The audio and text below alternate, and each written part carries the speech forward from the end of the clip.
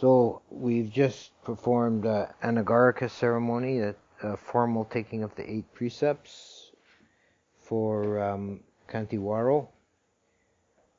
So I thought this would be a good occasion to speak a little bit about precepts, the whole concept behind precepts. There are different levels of precepts. Basically, there's the 5, the 8, the 10, the 227, and 200. Was anyone remember how many a bhikkhuni has? Is 240 something? 253. Okay, that could be right. It could be right. I know it's somewhere's around 250. So, okay, I should know that, but I don't. The 5 precepts are the ones that are the basic morality of lay Buddhists, and they're the foundations for the ethics. The phrasing is important. You would have heard in the chanting, and the 5 are pretty similar to the 8, as we'll get into, but the chanting all ends with the phrase Sikapadani Samadhiyami. And this means I shall endeavor to follow this path of training. Sikapadani. Sika is a student or trainee. Pada is literally foot, often used in various more figurative senses, meaning a path in this case. I will endeavor to follow this way of training, this student's path. This is quite different in spirit from a commandment. It's not thou shalt not kill. It's I shall endeavor to train myself to refrain from killing. It's quite a different spirit in there. And the underlying idea of ethics is ultimately as a training of refining your mental states. And I think I'll get back to that point because it's important and interesting, but I'd like to lay the groundwork first and talk about the precepts in general. So the 5 precepts are ethical precepts, and they're really incumbent on all Buddhists, and if everybody in the world kept the 5 precepts, what a wonderful, peaceful, harmonious world it would be. I mean, that would solve 95% of the world's problems at a stroke if everyone just kept the precepts. You know, that's not going to happen. So, the first precept is refrain from killing. It's panatipata, which literally means refrain from destruction of breathing things. So the precept is defined as killing animal life, essentially, animals and humans.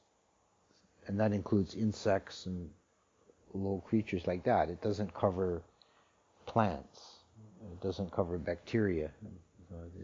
We're talking about sentient beings, beings that are conscious. So destruction of insects and animals and humans. And all these precepts are subject to refinement. You know, you can keep them in a very limited way, and that's better than nothing. That's still good, but you can endlessly refine, not killing to not harming, not injuring, not causing other beings to suffer. Adina dana veramani, this is the precept against stealing, and the way it's phrased is, I shall endeavor to train myself to refrain from taking that which is not given. Adina dana. Dana is a gift, or something given, and dina is a verb form from that, and as the negative prefix. So adina dana means taking that which is not given. So what's given is something that you are entitled to. It's something that you've either earned by fair exchange or someone's giving you as a gift. So you're entitled to receive it. Keeping this precept means you don't take that which is not given. So this means, not cheating, not trying to scam people or institutions. Only take that which you're entitled to. The third precept is kamesu michachara. It's different in the case of the 8 precepts, so we'll get to that. But for the 5 precepts, it's kamesu michachara veramani, which means I shall refrain from sexual misconduct, or literally sensual misconduct, but it means sexuality. Micha is like wrong or evil, and chara is path or conduct, I guess would be the best. And kamesu is sensuality. That's the word kama, K long A M A, as in Kama Sutra in a Hindu text. Right? Kama is sensual. It's not to be confused with kama, K short A M M A. It's entirely different. So this is refraining from sensual or sexual misconduct, and it's defined in the texts as not, it boils down to not cheating on your partner or interfering with someone else's partner. There's a list of forbidden partners in one of the texts, and it's done entirely from the male point of view. So it's forbidden women that man is not supposed to have intimate relations with, and that is someone else's wife, or a girl still under the protection of her parents, or a woman under religious vows of celibacy. And then elsewhere, it's one of the duties of a husband to be loyal or true to his wife. So he shouldn't be going with anyone else. I mean, these are the cases that are clear. So basically it's against adultery. But any more specific cases is culturally defined. Southeast Asians tend to be pretty liberal in their attitudes towards these matters, and basically any sexual business between two consenting adults that are both unattached is allowable. It's a kind of the cultural interpretation in Southeast Asia generally. Tibetan Buddhists have more strict interpretations of this rule, but other than the very clear case of adultery, it's culturally defined.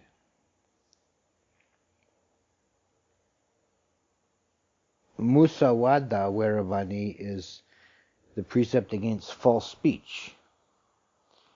And the precept itself, and the wording of the precept only covers false speech, but then there's another list of wrong kinds of speech, and it expands it to 4. Besides musawada, which is false speech, there's also harsh speech, like abusing someone verbally, slander, which is, spreading tales, evil tales about someone behind their back, and foolish babbling. This tirachana kata, this literally animal talk. So it's like foolish babbling that has no purpose, no meaning. It's the idea that speech is a very important function. It's one of our higher powers, and abusing it with foolish jabbering about nonsense is considered just adding to the stock of delusion in the world.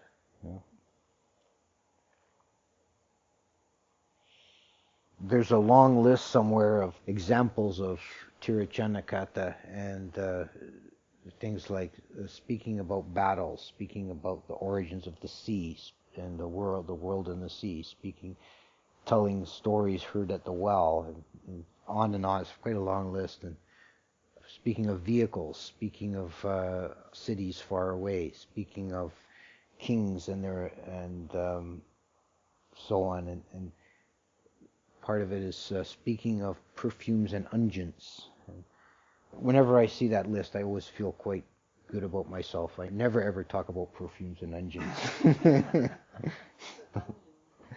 I think it's like a cosmetic cream of some kind. Yeah. I don't know exactly.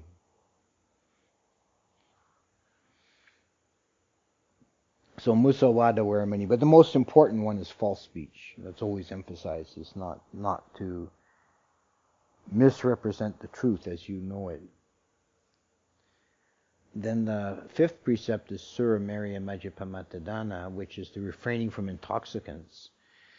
And the Pali, it literally covers beer, wine, and liquor. It's brewed, fermented, and distilled drinks. Right? And then it is extended in various commentaries to include any substance that would make you act in a foolish way.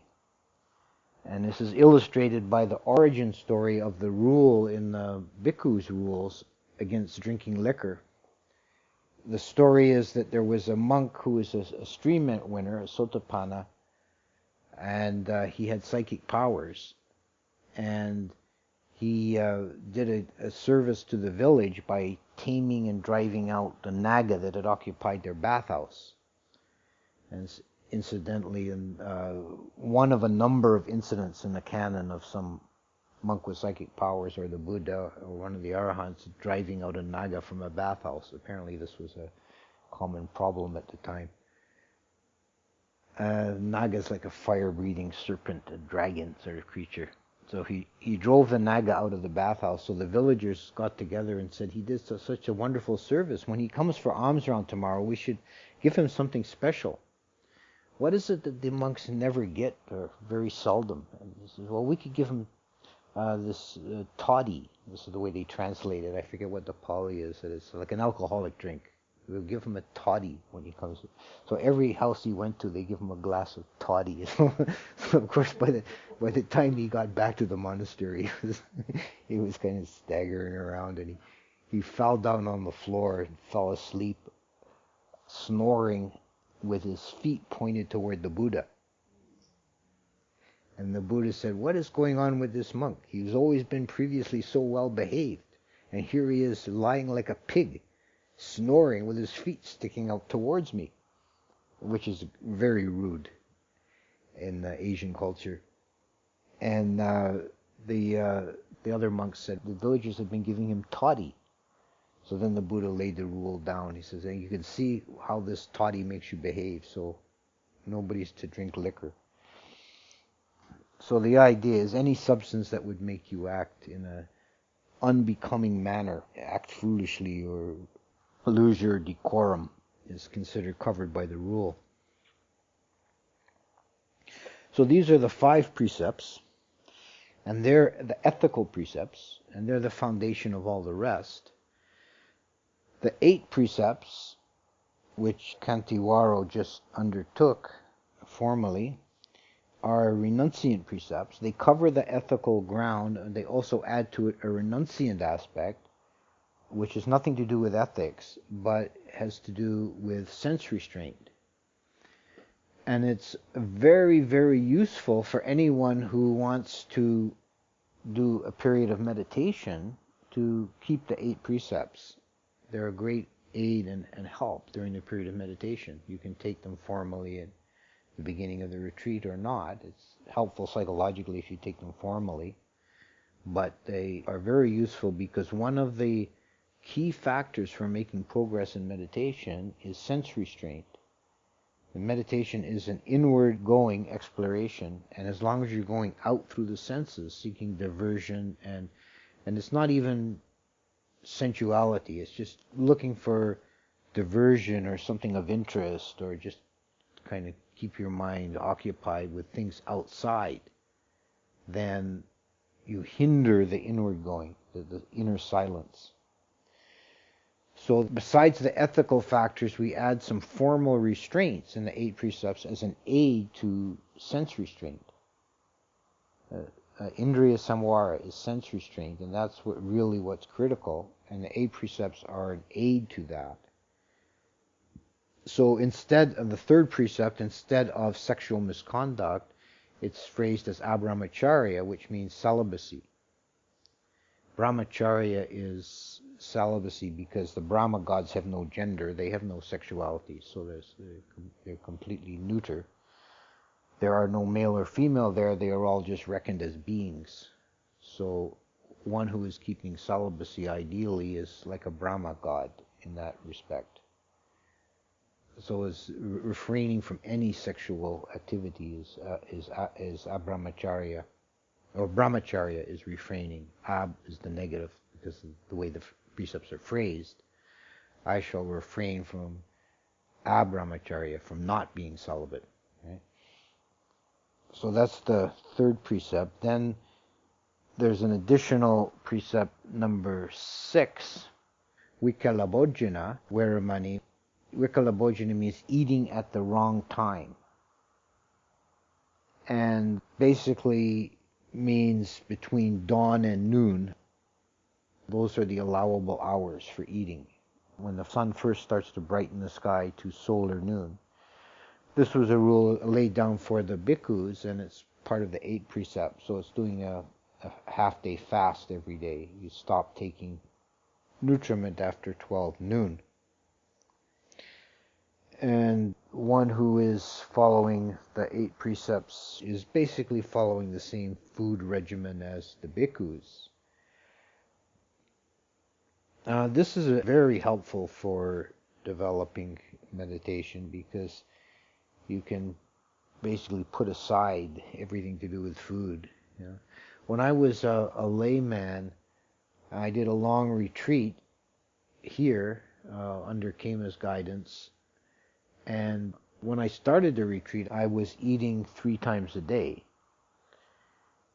And after doing this for a while, I said to Kema, I think I'd like to take on the vikalabhojana rule, because what I found was eating 3 times a day. I was spending the whole day either preparing a meal, eating the meal, cleaning up after the meal. So I was living by myself and taking care of myself. I had the groceries.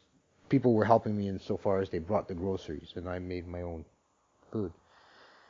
I was either preparing the meal, eating the meal, cleaning up after the meal, or planning the next meal.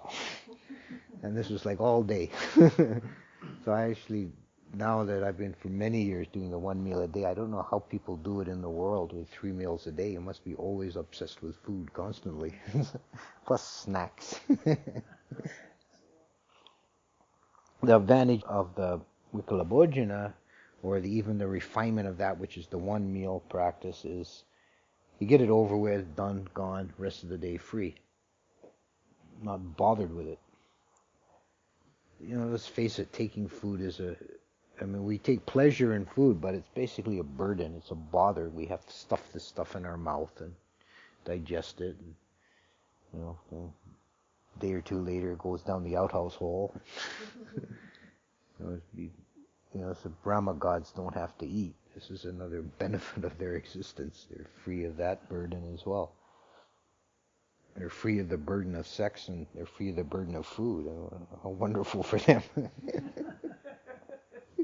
Can't imagine better. Vikalabhojana then is basically the rules for the monks. And there is the exception, as we know. It's allowed the 5 tonics, which are sugar, honey, oil, ghee, and nawanitang. And nobody in the modern time is quite sure what nawanitang means, but the Thai tradition interprets it as cheese.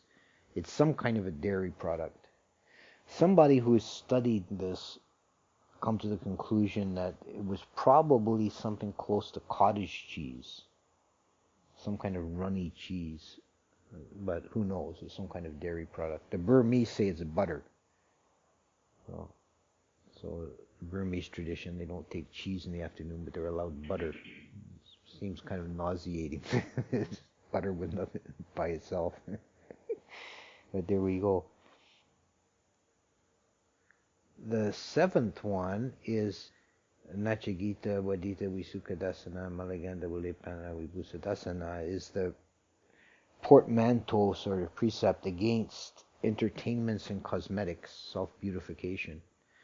because these are sensual diversions, right? So it's against singing and dancing, going to shows, wearing various kinds of cosmetics or garlands, basically any kind of self-beautification. So the way we've interpreted this in the Thai tradition, the monks won't even wear a wristwatch because that's like jewelry, that's a adornment. So we have watches like I've got that hangs on my belt. That's allowable because it's not a bodily adornment. So no makeup or perfumes. You're not supposed to scent yourself or decorate your face or body or wear any kind of jewelry if you're keeping the 8 precepts. And the last one is Uchasayana Mahasayana, not sitting or lying in luxurious, comfortable chairs and beds. And in the Vinaya, they're quite specifically define what's meant by that, but the general spirit is that you're not indulging the body with excessive luxury, that you aren't lolling about in big soft feather beds type of thing. So that the comfort of the body is disregarded, is not seen as important. So these are the 8 precepts. The next stage of refinement is the 10 precepts. And basically the 10 precepts are the 8 plus 1. The way count works is because that long precept is broken up into 2. The 7th precept, Nachigita, is broken into 2 separate precepts in the 10. And it adds the precept of not handling money. And this is the precept taken by samaneras, novice bhikkhus, in the initial training stage of entering the bhikkhuhood. And in traditional Asian cultures, it would be young boys under the age of 20 who become samaneras. And adult men, if they become a samanera, would be relatively brief time and then become a bhikkhu. And for the women's order, there's an equivalent. There's samaneri, 10 precept. They also have, in the female order, the bhikkhunis, they also have another stage, which is I forget the Pali, but it's translated as the probationers. They're after the first year as a bhikkhuni, it's like they're on probation. And the idea is in case they're pregnant. So make sure there's no pregnant women allowed into the bhikkhuni order. So if they go a whole year celibate, then you're sure they're not pregnant. They're not going to be pregnant. Then it's okay. So the first year they've got this probationary rule. The novice samanera takes 10 precepts and not handling money. So this is really the big step from the lay life. If you don't have your own money and possessions, you don't have your own wealth, don't control money. Novices can still they're still not bound by many of the rules the bhikkhus are, so they can, if need be, they can cook or handle food or do things like that, but they couldn't do shopping because they're not allowed to handle money.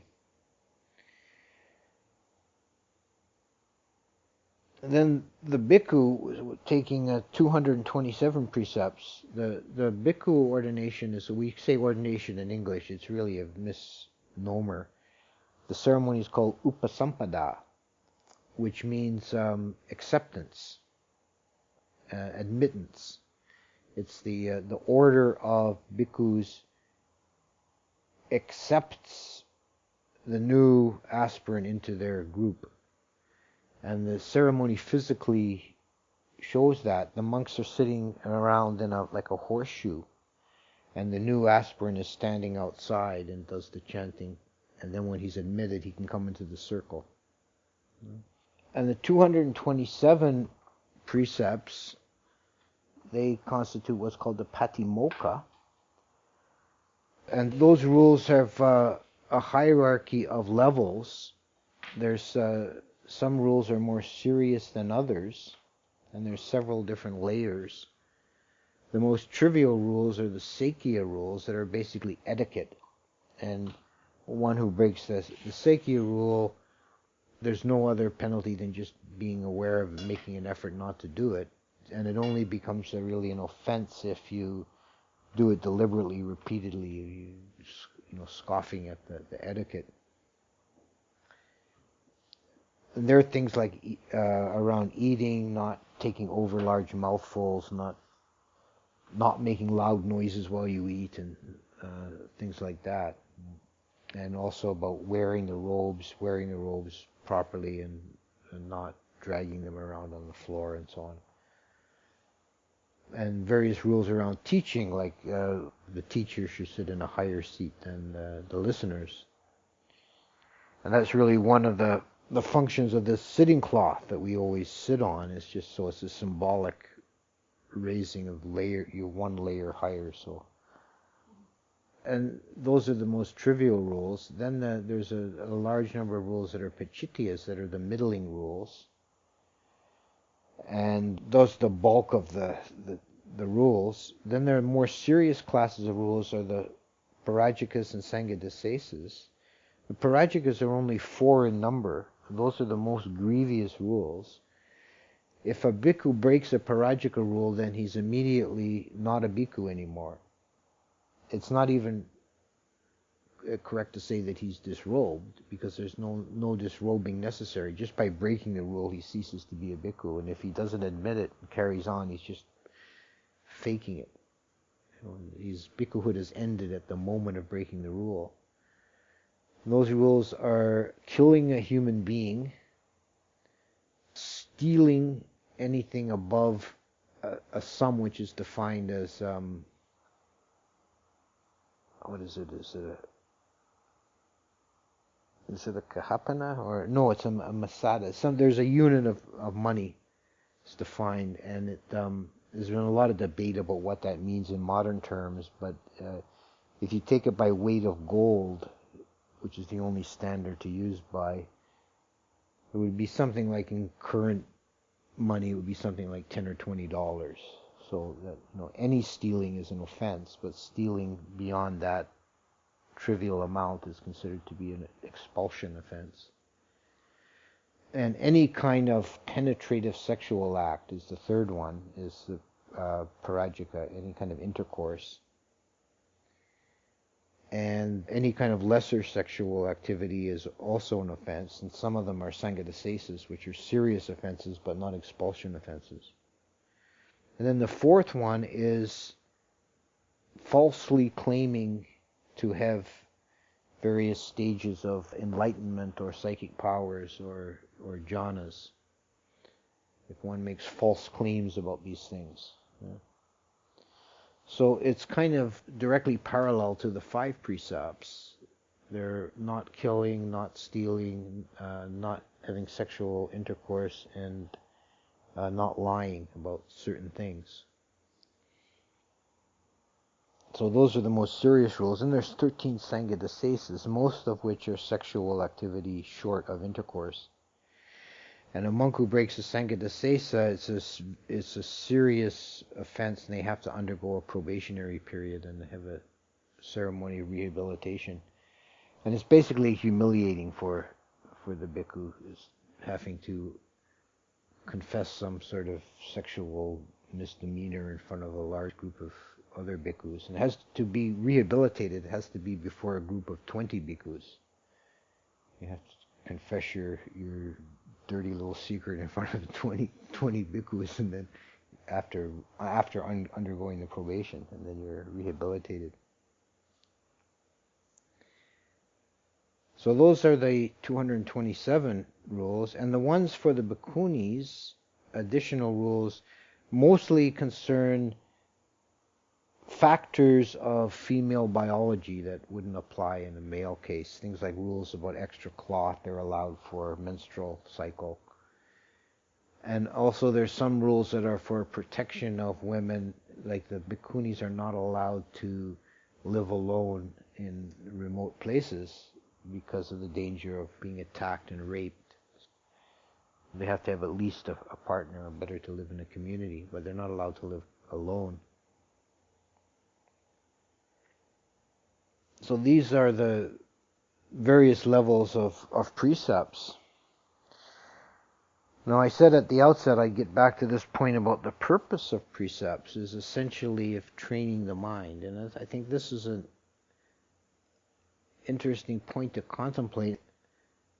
It is, in my understanding and having looked at it, I think it's one of the differences of approach between Theravada and Mahayana Buddhism is an underlying principle behind the ethics. The ethics between the two are very similar, but there's a difference in the underlying idea that the Theravada ethics are criticized by some in the Mahayana as being overly legalistic. The Mahayana allows compassion to be a trump card. Like if anything is done out of compassion, it breaks a precept. It's allowable because it's done from a higher purpose, and compassion is higher than ethics. There's a story in from Tibetan Buddhism, a story about Padmasambhava, one of the founders of Tibetan Buddhism. It was a great master. And he was one day walking through the market in the Tibetan town, and he saw one of the shop girls sitting in front of her wares, and a fly came and landed on her forehead. And quick as a wink, he picked up a rock and threw it at the fly, killing the fly and the girl together instantly. So, of course, he was dragged off by the authorities and put on this pile of wood, and you can be put to death and they light fire to this pile of wood, and it burns out, and at the end he's sitting in lotus posture unharmed on top of the ashes. And then he gives a sermon and tells them the story that he knew by his psychic power, and I forget the details of this, but it's the spirit of it is that in each rebirth, the girl and the fly, one of them would kill the other.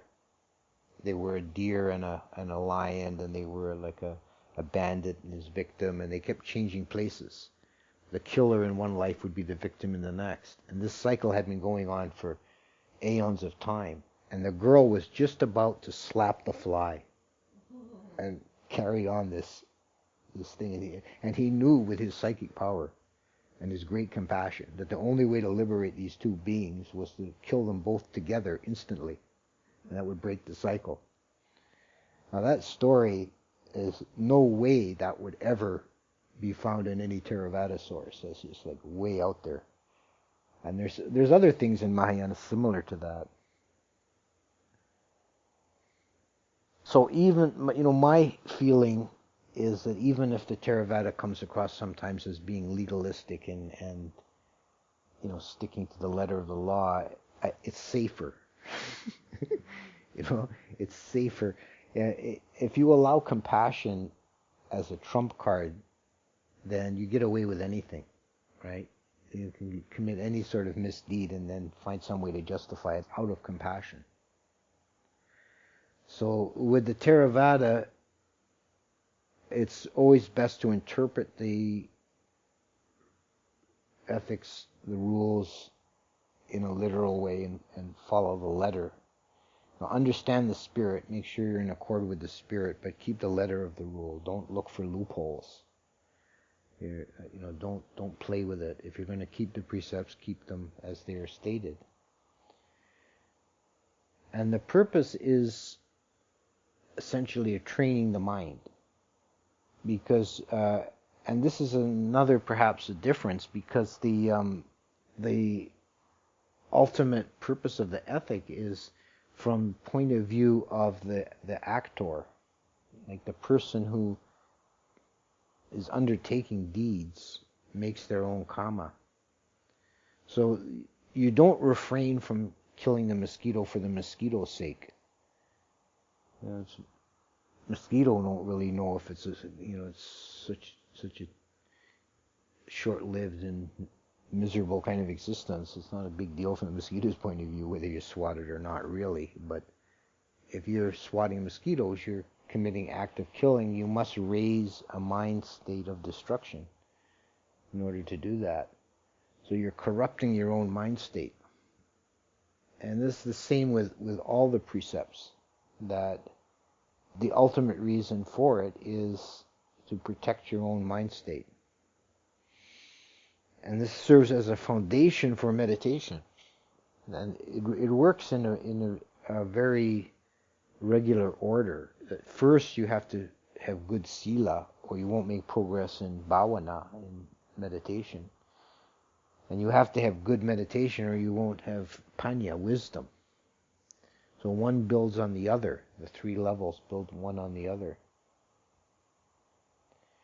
And if you're keeping shabby morality, you're keeping poor ethics, you'll never get the mind peaceful. You'll never be able to develop meditation. So always be regrets and remorse and anxiety in the mind around the things that you've done or planning to do. But once you start keeping good ethics, it becomes simpler. The mind becomes more peaceful.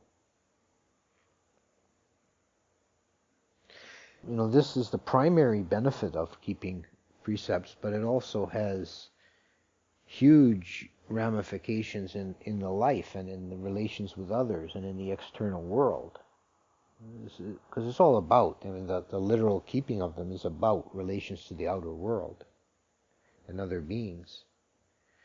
And as I said at the outset, if everyone kept the 5 precepts, what a delightfully peaceful, wonderful world it would be. And in your own life, even other people around you are not keeping the precepts. If you're keeping the precepts, your life becomes cleaner, simpler, less complex, less cause of anxiety and conflict. A more peaceful, easy existence. And it may seem like there's enjoyment in breaking the precepts, but it's short-lived enjoyment that comes at a high price. That you'll always suffer entanglements of misery afterwards. But if you're keeping the precepts, you live simply, cleanly, happily, without conflict.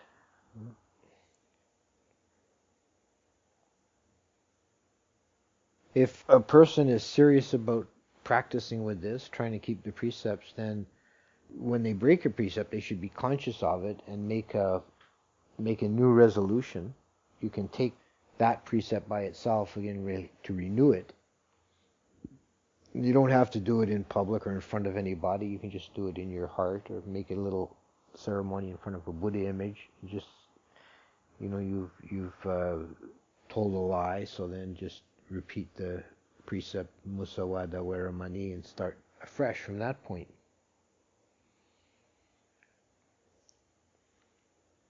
And it's a practice that, as I mentioned before, as capable of refinement, endless refinement.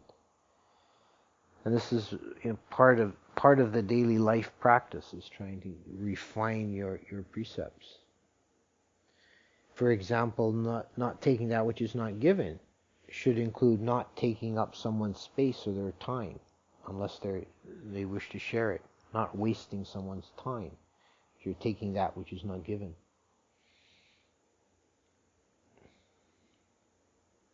So I'll stop there. That's a short discourse on the precepts.